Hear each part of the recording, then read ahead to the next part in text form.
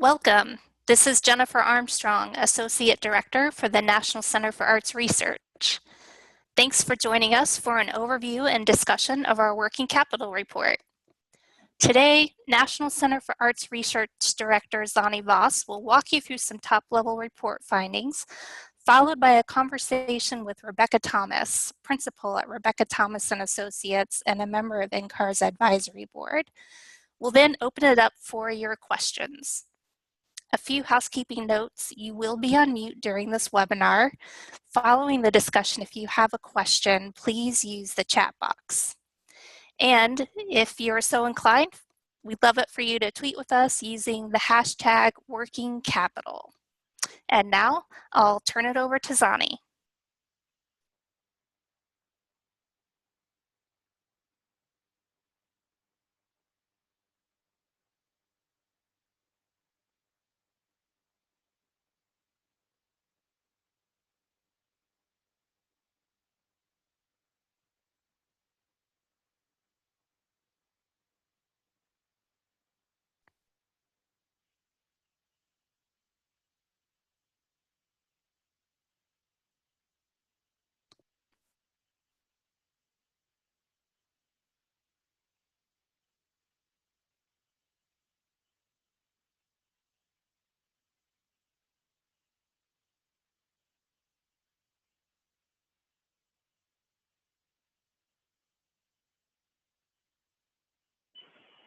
Hello? Hi, you're there.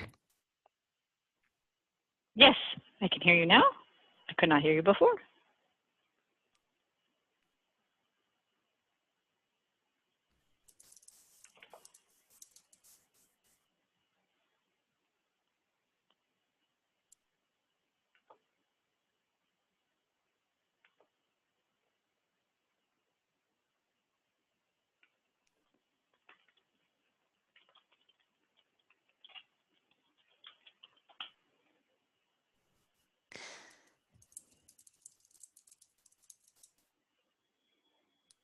Hello, Zannie, if you're there, we cannot hear you. Just stand by while we fix our technical glitch. Thank you. Sure.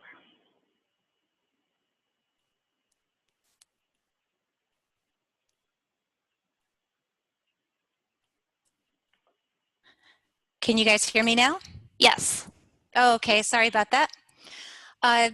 So NCAR's, we pull together data and integrate it from a lot of different sources, from arts and cultural organizations, from the community, and from public arts funding.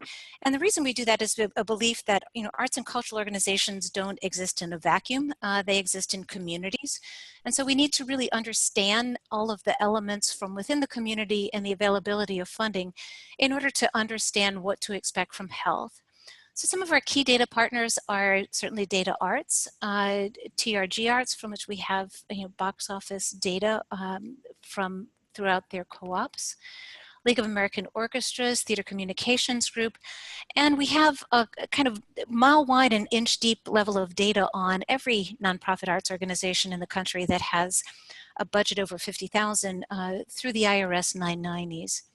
For community data, we pinpoint every organization's location and tie it to its Census Bureau data so we know who lives nearby, what are the characteristics of the community, what kind of other businesses operate nearby, etc.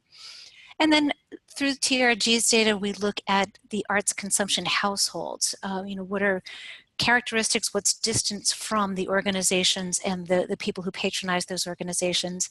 And lastly, we tie it into data that comes to us about federal funding from IMLS and the NEA, as well as all state funding through the National Assembly of State Arts Agencies. We also work with wonderful partners like Boston Consulting Group and Rebecca Thomas and Associates to provide us guidance on ways that we look at organizational health. And you have there our website in case you want more detail about how all of this is tied together. And with that, I'm going to start into looking at working capital. So what is working capital? When we talk about, throw around the term, it's really a measure of the organization's liquidity that represents its unrestricted resources available to meet day-to-day obligations. And if your organization has ever been cash-strapped, you probably know more than you ever wanted to know about the importance of having adequate working capital. And while few arts leaders really wake up with excitement over the topic of working capital, you can bet that a lot of people lose sleep over it. When we examine working capital in NCAR's reports, we take it two different line items and examine them. And those two line items are unrestricted current assets less current liabilities. And so the unrestricted current assets, it excludes restricted and invested funds, but it does include all forms of savings that are held as cash, like cash held in specific cash reserves. So, there are different ways that people talk about working capital.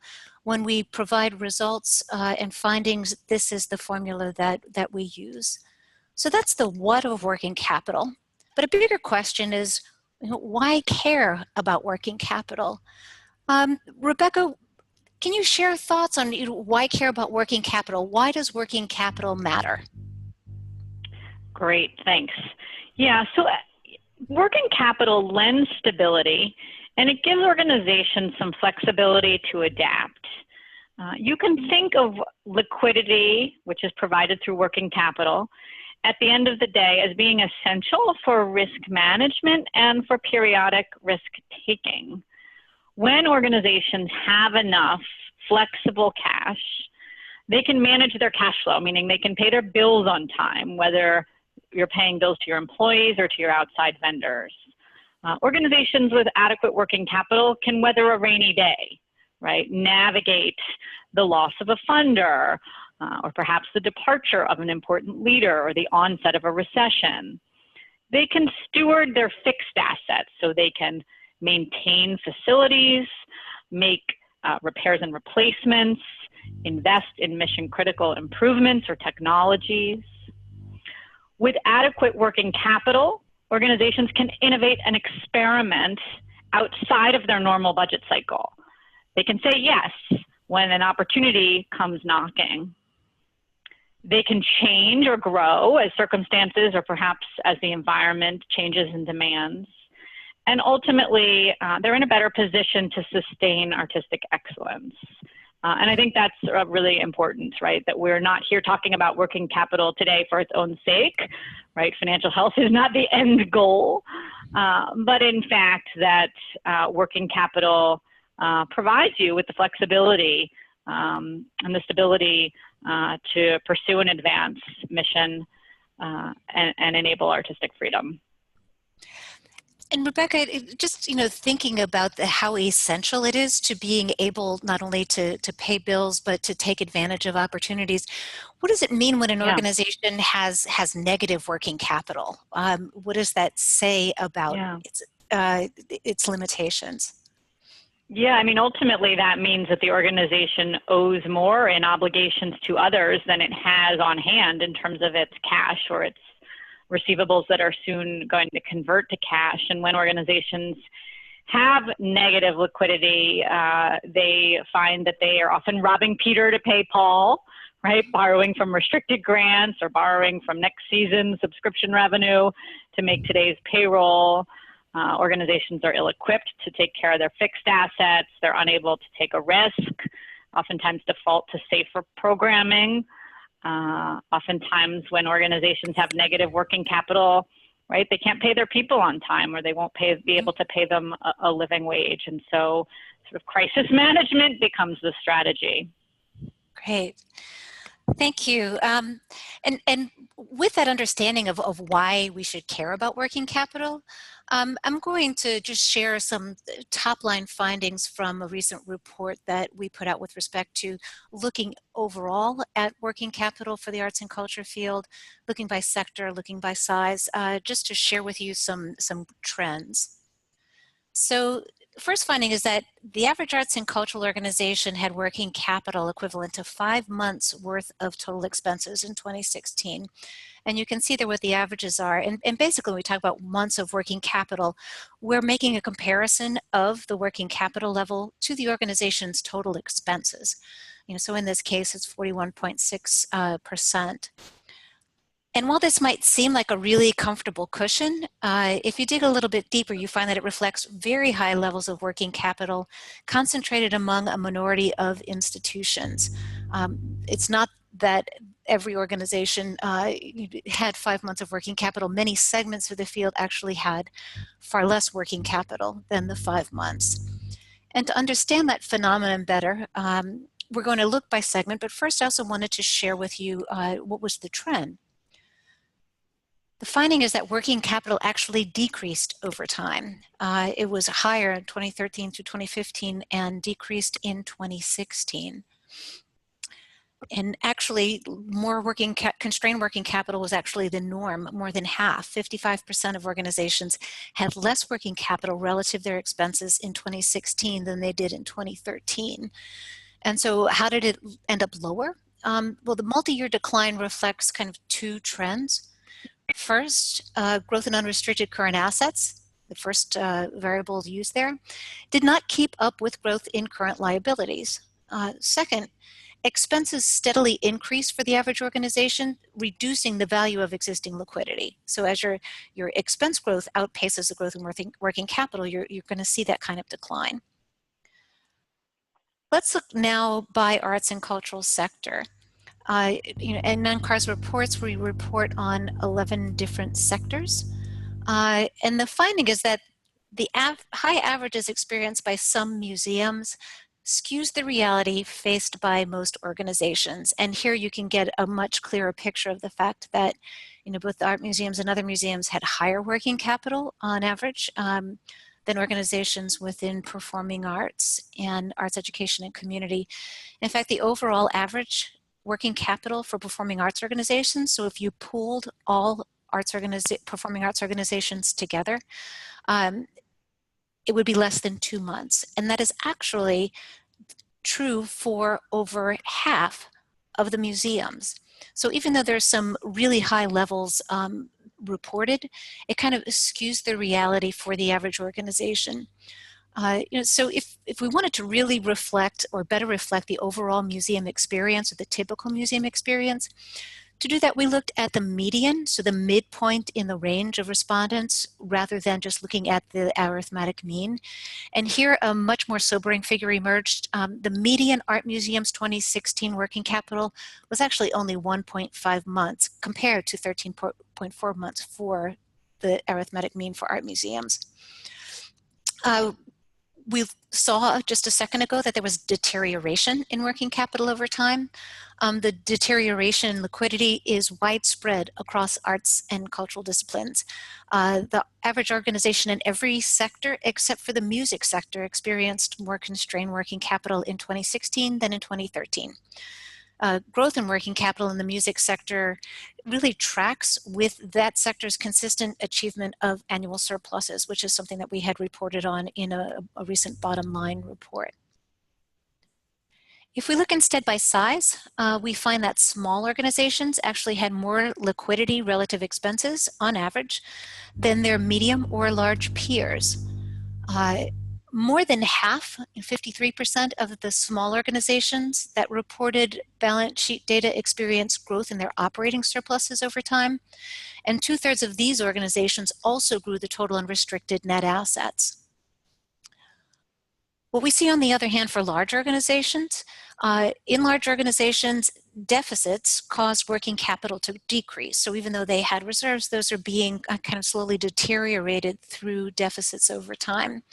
Medium organizations, on the other hand, kind of stayed the course both in terms of bottom line and working capital. And with that information, I want to just talk a little bit more broadly and to hear Rebecca's perspectives. So Rebecca, some nonprofit leaders believe that showing a surplus or a savings actually diminishes the organization's attractiveness with prospective grant makers and donors. It's something that we've heard kind of anecdotally for some time. Is there any historical truth that justifies that belief? Yeah, I think there is. I think there is some truth in my practice, both when I was a consultant at the Nonprofit Finance Fund and now running my own firm, I've seen many examples of institutional funders choosing to support organizations that look financially needy rather than those that live within their means and therefore are more regularly profitable and more likely to generate working capital over time. There is sometimes, I think, or at least historically, has been a sense that these financially stronger groups don't need the support. And oftentimes you will see funders challenge the idea that nonprofits are businesses, right? As charities, why should we expect nonprofits to operate to a positive bottom line? When in fact, of course, we all know that nonprofits are businesses, albeit ones that are 100% driven by mission and that need to make all of their financial decisions in ways that are supportive of mission. I think one of the challenges historically has been that grant proposals, particularly in the government sector, oftentimes require organizations to show a zero-based budget for a particular project or for the organization as a whole. And so this has conditioned organizations over time to plan for break even, which really leaves no margin for error. What I will say though is that I am seeing a shift. So you asked about it, sort of, is this a historical thing? And I assume the next question will be, is it going away? Yes, it's something I have seen a great deal of in my practice, but it is also true that I am seeing it less and less. And I think part of that may be due to the fact that about 5 years ago, Grantmakers in the Arts launched a capitalization initiative across the country to increase awareness among cultural grantmakers about the importance of healthy finances and the role that surpluses play in creating and maintaining them. And so there's been a really significant educational effort around what financial health looks like and how organizations can achieve it. And so I see that more funders have a better understanding of how to evaluate financial performance, and they're asking better questions of their grantees, and in fact, in some cases, even structuring their money in ways that make surpluses and savings more likely. But there's an expression in my business: if you've met one funder, you've met one funder. So not everyone is completely on board or educated about this topic. And I think in some cases there are still public funders that have policies that create disincentives for savings. Okay. And inherent in that is this notion that there's actually a downside. It could be harmful of budgeting to zero. Yes, absolutely. I think another expression that I often quote comes from my former CEO at the Nonprofit Finance Fund, Clara Miller, and she used to say, nonprofit is a tax status. It is not a business model. Meaning that when organizations don't run profits, right, they don't have a chance of achieving lasting financial health, and over time that will certainly harm mission. So, what happens when organizations budget to zero? First, they often fall short of the break-even mark. Because as a sector, we tend to overestimate our revenue prospects and underestimate our costs. And second, budgeting to zero means you can't accumulate working capital over time. There's great value in saving a little bit more than you spend each year so that you have cash on hand to pay your bills promptly and to serve as a cushion against any potential future losses. Yeah. Let me ask if we just take one step back for a brief moment. Sure. For those who may be on the webinar and are just not entirely clear on what's the relationship between surplus deficit and this concept of working capital and unrestricted current assets less current liabilities, what is the through line there? How are those two things interrelated? Yeah, the relationship between surpluses and working capital, it plays out between the income statement and the balance sheet. So when organizations raise and earn more revenue than they spend in a given year, they generate surpluses, and these surpluses will show up on the income statement or the P&L, the profit and loss statement. As surpluses then convert to cash, they become a source of working capital, which sits on the balance sheet. So this relationship, I think, between surpluses and working capital really explains why every decision, an organization takes about how to make every decision an organization makes about how to make and spend its money is ultimately going to have a direct impact over time on the health of working capital. I should probably make one clarification point about the calculation of working capital and its connection to surpluses. It's important to remember that working capital is defined, it's a measurement of unrestricted liquidity, unrestricted current assets minus current liabilities. And therefore, organizations need to run unrestricted surpluses in order to generate this kind of savings. So if you are an organization that gets pledges on a restricted multi-year grant, for example, that's certainly a valuable stream of revenue to pay for future years' bills, but it will not create unrestricted working capital. Great. Thank you for making that clarification. I know sometimes it can be a little bit confusing. Thinking about working capital, as a concept, are there rules of thumb, or is there a one-size-fits-all recommended level of working capital for arts and cultural organizations? And I guess if not, then what factors should an organization take into consideration when setting goals for working capital? Great. That is a good question, and one that I get frequently. The easy answer would be yes, but the actual answer, unfortunately, is a bit more nuanced than that. In fact, all organizations need different kinds and amounts of savings. 3 months of working capital, maybe that's a number that organizations on this webinar have heard thrown around by their accountants or by their board members. And for many organizations, that's not the answer. Some groups can get by with a little less, and many organizations need a whole lot more.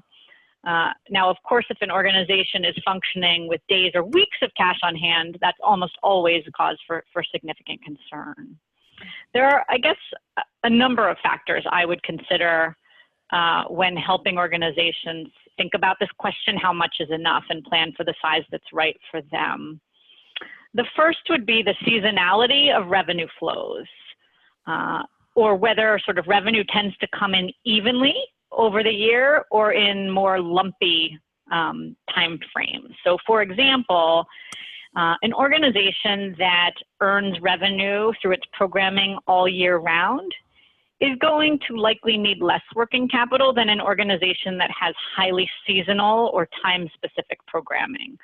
If you consider a summer festival, that organization might make the lion's share of its income during a several-month period in the summer, but it still has to pay its bills year-round, right? It still has need for cash in the years when months, when revenue might not be coming in to pay the bills. Another factor to think about would be the riskiness of programming. Organizations that create or present more popular, more commercial fare oftentimes need less working capital than organizations that are doing more experimental activity, right? Where the return at the box office or in admissions fees might be uncertain. The presence of facilities would be a third factor that influences the need for savings. So organizations that own their own building or have significant production equipment or technologies are certainly going to need more liquidity to handle the wear and tear of those assets than organizations that operate out of rent space. Facility owners really should have a dedicated reserve, a dedicated cash reserve that they set aside for that purpose. And then a fourth factor, maybe the final factor I'll talk about now, would be growth, plans for growth. So when organizations grow or change, they often incur deficits, as you showed a minute ago, Zannie, in your chart. That is because their programming and their operating costs ramp up before they've identified a way to pay for those new costs. And so when organizations have some cash on hand before embarking on growth, they're in a better position to absorb those early temporary losses. So growing organizations absolutely need to plan to have higher levels of savings on hand than would an organization that chooses to stay small or that is growing in a much more incremental fashion. Great. So a lot to think about. Yeah. So it is almost a customized recipe depending on the organization's artistic ambitions and situation. Absolutely, yes. Yeah. So our savings, we talk about savings as though they were controllable. Are there steps that organizations can take to build savings? And if so, how would they go about it? Yeah, good question. You know, it is true that sometimes organizations will build their liquidity through luck, right? A longtime donor might die and leave a bequest, or an organization might run an unexpected surplus because a cost that it had planned for the current year unexpectedly gets pushed into the future years. But certainly I would never advise an organization to rely on luck as its savings strategy. And the best way, right, to build savings is through the generation and the set aside of those surpluses we talked about a moment ago. So I would say the first step in sort of going about this is to set savings goals that are right for your organization, right? So engage the board in those conversations, right? Are you a facility owner that needs a facility reserve? Are you an organization that does exceptionally risky activity and would benefit from having some cash on hand for special experimental productions or exhibits or whatnot? Are you an organization with lumpy cash flow and therefore you need to have some basic cash on hand to help you manage those predictable timing gaps in your business cycle? So have the conversation with your board about, you know, what are your specific savings goals. And then through the budgeting process, you can begin to discuss how will you progressively over time contribute to those savings goals. So it is a truth that organizations, for the most part, don't build their savings overnight. It's a journey. So if the goal is, let's just to give an arbitrary example, if the goal is to build a cash reserve for $75,000 over 3 years, well, then an organization might decide to build a $25,000 surplus goal into the budget in each of the next 3 years. And so that by the end of the 3-year period, there would be some savings on hand. And what that means is that we need to make sure that revenue targets, right, account for the need to have something left over at the end of the year. And I would just say, though, that, you know, just as important as budgeting to a modest and appropriate surplus is having the discipline to monitor results at least quarterly, and for some organizations monthly, to ensure that you're staying on track toward achieving your budget goals. Because if an organization can identify that it's missing the mark early enough in its fiscal year, it can make adjustments to get back on track. So it's really about budgeting appropriately with the right goals in mind, and then making sure that you monitor results against plan. Mm-hmm. I would just say finally that some organizations do supplement their own savings through special fundraising. And so certainly I would always encourage organizations to think about whether there might be a few board members or longtime loyal donors who might be willing to consider making a contribution toward a cash reserve or toward some form of savings. I see many organizations having some success raising those dedicated cash reserves, either for risk management or for risk taking or for facility preservation. And what about, does it require policies, so that everybody is on the same page about whether this is the strategy they want to pursue? Absolutely. So I'll say two things about that. First is that every organization needs some cash, some working capital available with no policy, that is just cash available at management's discretion to pay the bills on time, right? If you need to make payroll 2 weeks from now, you do not want to go to the board of directors for approval to cut those checks, right? Every organization needs usually a couple of months of unencumbered working capital. Once cash levels start to exceed the amount that's needed for timely bill payments, then that's when organizations really do want to start thinking about designated cash reserves, which should be governed by a policy that is approved by the board of directors. And these policies can really make it clear both internally and externally that the organization has a thoughtful plan for stewarding its cash assets, right? And so the policy should be clear about what the money is for, right? Is it a reserve for facility preservation, or is it a reserve for risk taking? Those are very, very different functions for money. So it should be clear about the function of the reserve. It should also specify who's authorized to approve the use of those funds, right? Is it a finance committee vote? Is it a full board vote? Is there a portion of the fund that the executive director should have access to without a board vote? Those are all things that an organization would want to consider in developing its policy. And it should also speak to plans for replenishment. So reserves are indeed meant to be spent down for their designated purpose, but they are also meant to be replenished, usually, through future surpluses or through future special fundraising. So the policy should really address all of those factors. It reminds me of a friend who was executive director of an arts organization who had, the cash reserve, and, going into economic downturn, wanted to use the reserves in order to help cover unanticipated shortfalls. And there wasn't a policy in place, and so there was a lot of resistance on the board of don't spend that money, and yet that was the money that was there for a rainy day, and it was raining. So yep. I see this all of the time where boards bottle up, with good intentions, usually, boards bottle up all of the cash, and then organizations can't pay their bills because there's this false sense that those assets are lending security, but they're certainly not lending security if they can't be used right in times of need. Right.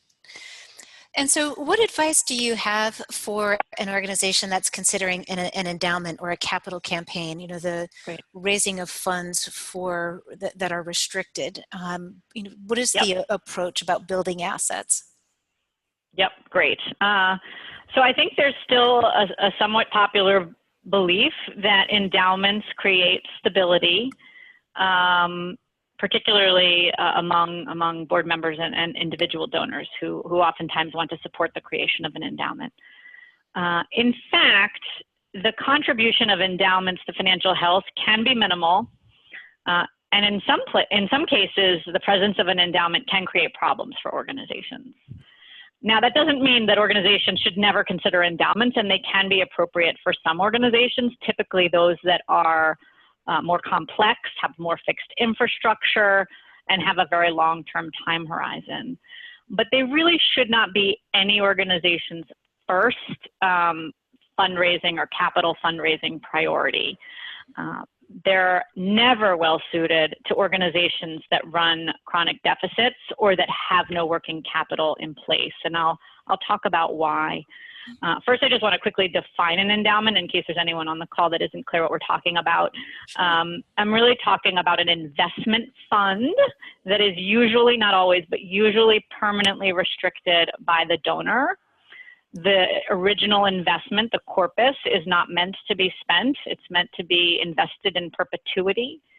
And the income is meant to be a source of revenue.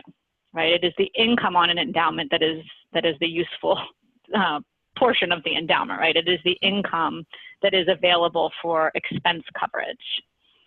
There are three reasons, in my perspective, why endowments really aren't a silver bullet to sustainability. The first is that oftentimes they're insignificantly sized to have a meaningful contribution for annual operating costs, right? So oftentimes, organizations' endowments will generate enough income to only pay for 0.5% or 1% or 2% of operating costs. They're not making a meaningful contribution to the bottom line, right, or to the payment of bills. And oftentimes, those assets could be put to better use for greater return. The second reason is that fundraising for an endowment can sometimes distract from raising money for annual operations, and that's particularly true for small institutions that might not have more than 0 or 1 person in the fundraising department. And in fact, when I was at the Nonprofit Finance Fund, we did a study of a group of performing arts organizations that had created endowments with matching funds from a foundation. And what that study showed is that at the end of the period, all the organizations had sizable permanently restricted net assets, and they had no or negative liquidity or working capital, right? So they had spent so much of their efforts trying to achieve that match that they'd forgotten to raise money to keep the lights on. And they were, in fact, worse off after having built those endowments. And then third, you know, these assets, assuming they're permanently restricted, are inflexible. So the assets themselves do not lend stability, right? They cannot be tapped in times of great need without going back to the donor, assuming that donor is alive and well. So at the end of the day, I always encourage my clients to make sure that they build their basic working capital for day-to-day management and possibly for one or more reserves before fundraising for an endowment. And if you are an organization that feels strongly about the need for an endowment, I would encourage you at least to raise the endowment on an unrestricted basis.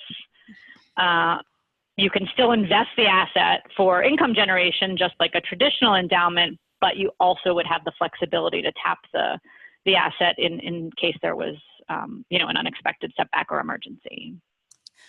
And what about fixed assets, you know, facility expansion, building improvements? Yeah, I mean, it's the facility expansion almost always ushers in a period of instability. And despite that fact, the edifice complex is alive and well in the cultural sector.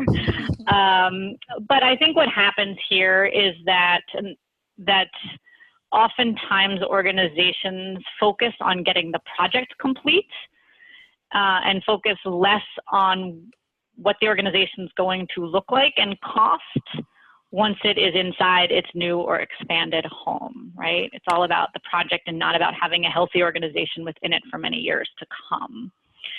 And so, again, it's not that organizations should always shy away from facility expansion or acquisition, and facilities are essential for many cultural institutions. But people do need to go into this process with their eyes wide open, not just focusing on the capital campaign and the hard and soft costs of the facility project, but also focusing on the business model and the program model for the organization that will be housed within its four walls, right? If you build it, who will come and how do you know, right? It's important to do the financial planning that maps out how expenses will change or grow and where revenue will come from, both from you know, audience members or visitors and from donors to help offset not just the facility costs, but also the ongoing operating costs. Well, this is such a wealth of insights and recommendations, Rebecca. I'm going to ask Jennifer if we want to open up the floor to questions. If someone has questions, they can enter in the chat box. Absolutely. And you may also send questions via Twitter using hashtag working capital, but absolutely send questions in the chat box now.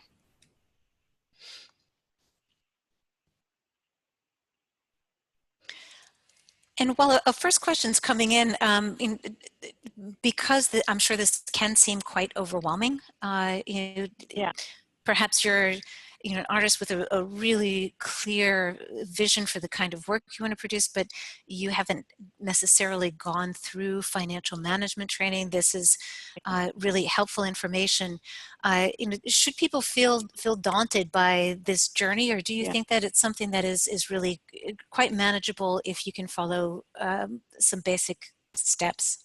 Yeah, no, I think that's important. I think this can sound daunting, particularly if you hear cash reserves for facility expansion, for facility preservation and risk taking and rainy day management and working capital management or cash flow management. Clearly, not every organization can or should accumulate all of the types of reserves or savings that we've been talking about today. And that's why I sort of started by saying, make sure you're having the conversation first about what your savings goals need to be as an institution. It might simply be that you need to save a little bit more than you spend for the next few years. and sock it away so that you feel like you have a cushion if anything unexpected were to occur, right? You can do a lot of fancy planning to figure out exactly what kinds of reserves you need and how to size them and what policies to put in place. But at the end of the day, for many small organizations, it simply comes down to saving a little bit more than you spend each year. While we're waiting for a question to come in, I just want to remind everyone that you can see the full report and white paper on our website, as well as related stories on our blog, and that's smu.edu/artsresearch.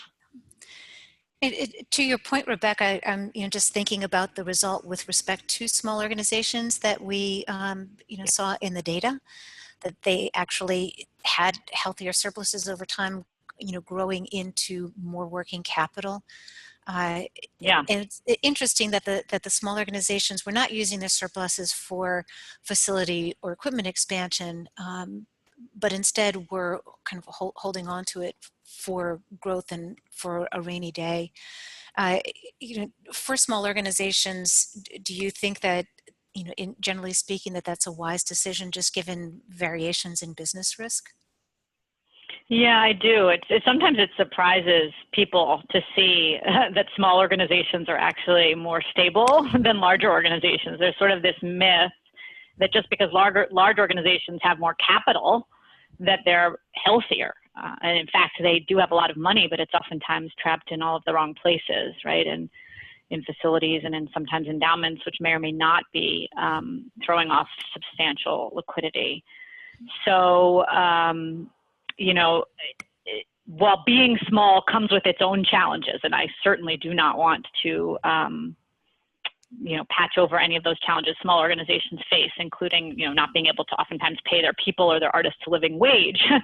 There is certainly, when it comes to achieving financial health, some benefits of finding a size that is relatively stable, because as organizations grow, without a doubt, they will, at some point start to incur deficits and erode their working capital.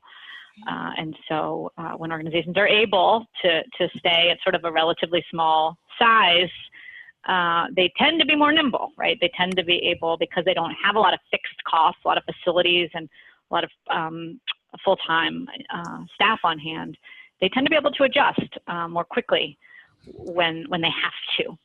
And so the trick, right, is finding that sweet spot, right, where you have enough people to do your mission, to fulfill to deliver high quality and relevant programming without expanding to the point where you simply don't have the demand from paying customers to offset the costs. Yeah. And at the same time, making sure that you are replacing equipment, space improvements, et cetera, on an as-needed basis, and not ignoring that entirely. Absolutely, absolutely. Well, Jennifer, if there's not a question, I'm going to share one resource with folks, and that's through DataArts. There are data literacy courses available.